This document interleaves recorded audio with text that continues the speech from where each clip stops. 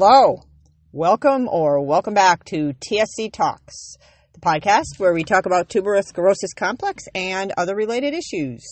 My name is Jill Woodworth and I am your host. On today's episode, my guest is the lovely Brianna Johnson. She is a young adult with a TSC diagnosis. She's here to talk about her experience growing up with that. She also shares the challenges transferring to adult care and how the Mayo Clinic near her basically set up a TSC clinic around her needs because of the multiple doctors and the frustrating situations that were occurring for her. She is about to graduate from Grand Canyon University with a degree in marketing, and she has started the TSC Young Adult Connect group on Facebook for young adults from ages 14 to 25 to join and get a sense of community, support each other, share information, and have a safe space to be together. I was really impressed with that and proud of her and am excited to share this podcast with you. I also want to let you know that the intro music is my cousin, Woody Woodworth, and his song, Peace Like a River. I will be using much of his music in my intros and closing music, as using any other copyrighted music is against the law, which I recently found out. So I thought, what better than to include a talented family member in this podcast? So thank you, Woody, for allowing that. I will put the information about his band in my notes.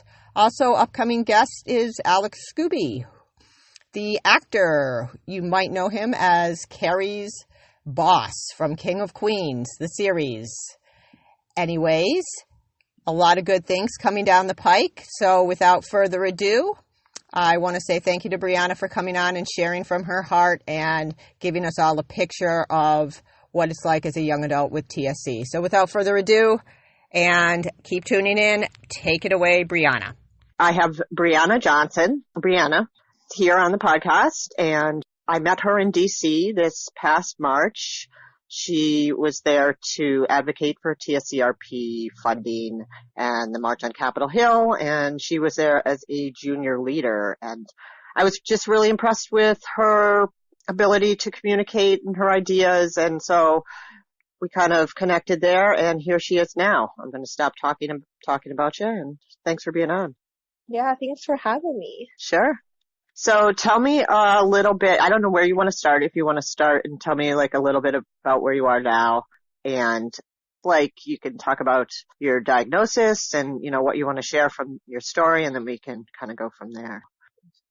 So at the age of 2, my parents noticed a few spots on my face, which are now the angiofibromas. Mm-hmm.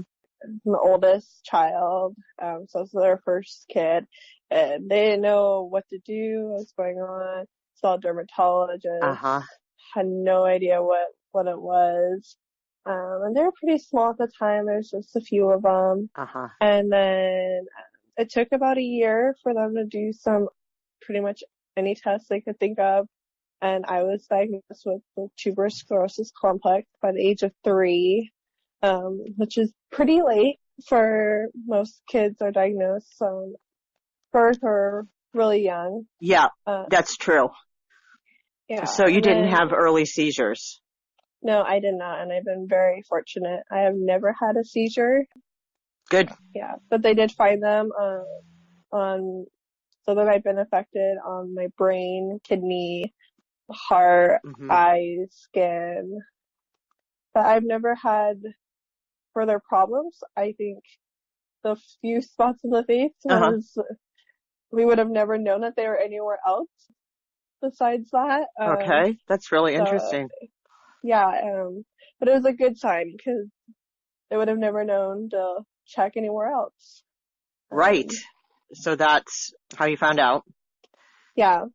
I mean, consistently see probably over 10 doctors a year, which has pretty much been a normal routine. So then you're diagnosed and you started the standard TSC care. Yeah. And I guess as far as treatments and procedures, you said you didn't really have much besides the skin, so you're just followed yearly. Yeah, pretty much. We've added, as I've gotten older, we have added a few doctors Uh-huh. with changes, and I have had a few procedures done. Uh-huh. And Yeah, you don't have to get into detail on that. I don't want it. So yeah, so not much really. No, I pretty much lived the most normal life I could. And you're in Arizona? I am. Right. I was born and raised in Colorado, though. That's right. My son from my first marriage lived out there with his dad. Yeah. I used to go out there and visit him, and I loved it. Yeah, So, I actually like the heat more. that's cool. So your family's in Colorado for the most. Yeah, they lived in Arizona for a while I was in high school, and then my sophomore year of college, they moved back to Colorado. So now they're back there. Oh, okay. So you said as far as doctors, so you see like the neurologist, the nephrologist, the dermatologist. Oh, yes. Yeah, so the whole gamut. Yep. And that's a yearly thing. Where have most of your treatments been? What clinics have you gone to? Or yeah, I mean, I love my team. We moved to Arizona, so I went to the Phoenix Children's Hospital. But we had lived in a smaller town, so we'd have to drive 3 hours to get to Phoenix. Uh-huh.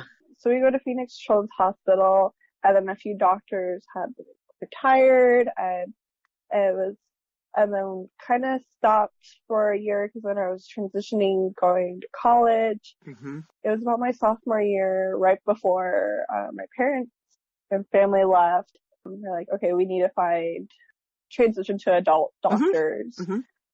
We had looked at the TSC website, and we found like the clinic and a doctor here. So I went to see him, but he's still saw kids. Uh-huh. So it was a little bit of a process from going to, I think I was going to 3 different hospitals here. Wow. Where doctors were everywhere. Yes, I get it, because my kids, I'm running into the same thing. Yeah. Helping them transition.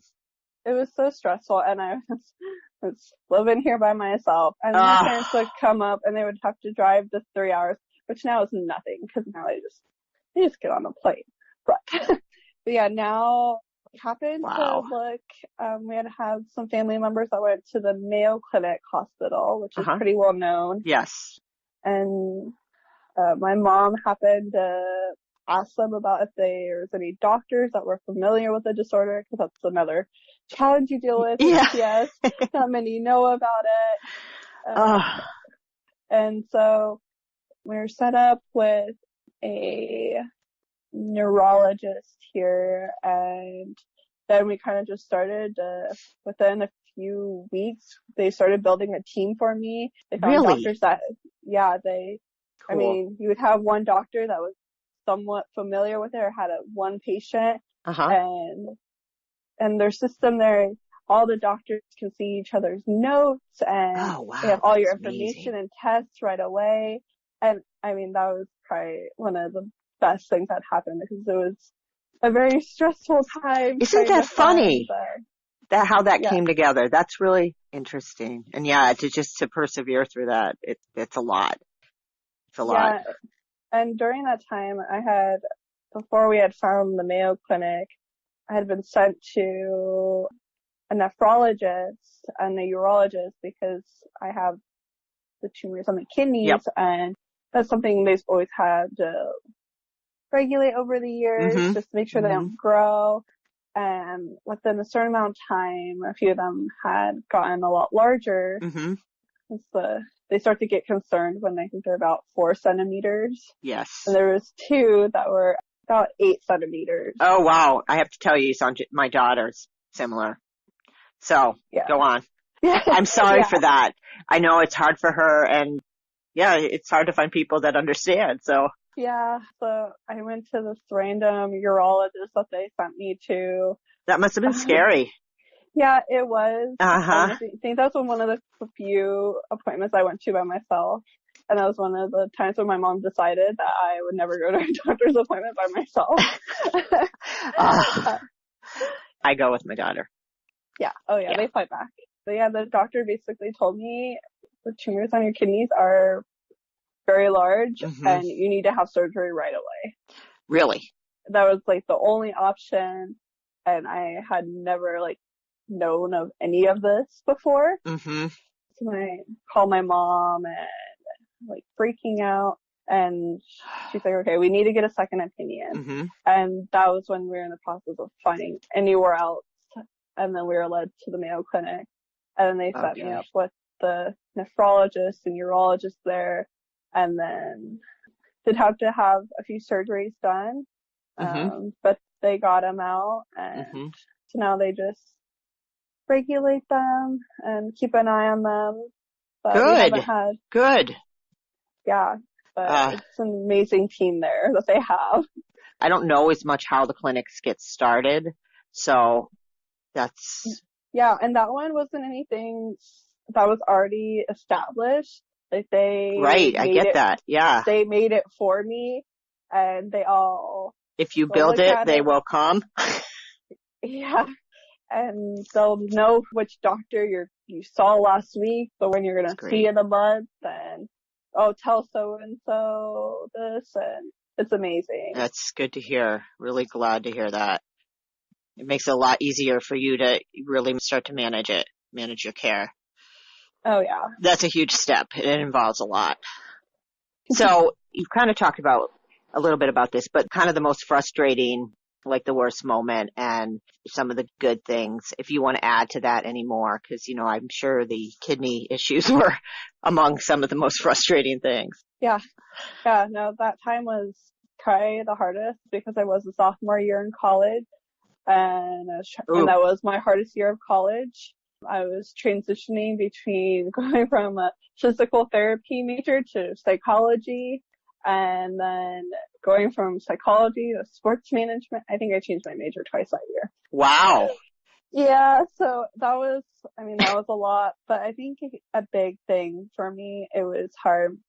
My family had just moved to Colorado right when I was dealing with all of this, but they've always been a big support system. But I think a hard thing dealing with is you never know if they're really understanding. Like, they do the best that they can, but there's just sometimes where, for most of my life, I thought I was alone. I knew of the Alliance. I was like, there's people out there, but I have never contacted any. I think I probably met a few at a walk in Colorado when I was really little. But I was like, my family doesn't understand what I'm going through, especially like my friends in college. I probably only told a few what had been going on in my life. And I think that's probably one of the hardest things is like, no one is ever really going to fully understand what is going on, why I have to miss class so much to go to doctor's appointments, and then they started putting me on the Afinitor, which I was going to ask really about that. Tired. Did it? Yeah. Okay. Yeah. It was a little rough beginning starting that. I can't imagine. I've seen my kids be on it, and I hear what they say, but it's just interesting to hear the perspective of you going through it. It's different when it's my own kids. I don't know why, but it is. So yeah, it'd probably make me just like appreciate them more because it is hard. It's hard to take all that on and, also keep up with schoolwork and all the other things that you're doing, and that disconnect from your family. I think I found, like, when I moved away to college, it was hard. It was wonderful, but it was hard because I felt really connected with my family. But, I think that you are showing a lot of strength in kind of knowing that you're on your own, you're alone, but there's people out there. So that's really inspiring. So that kind of leads me on to, from high school, did you have any like struggles with school, or was it pretty average? It was I probably went through tutoring like a good amount of kids do, and we never really figured out if it had to do with tuberous sclerosis or not. Right. But that was just like something I've always had to deal with. Go through extra tutoring from probably third grade to high school, and so that was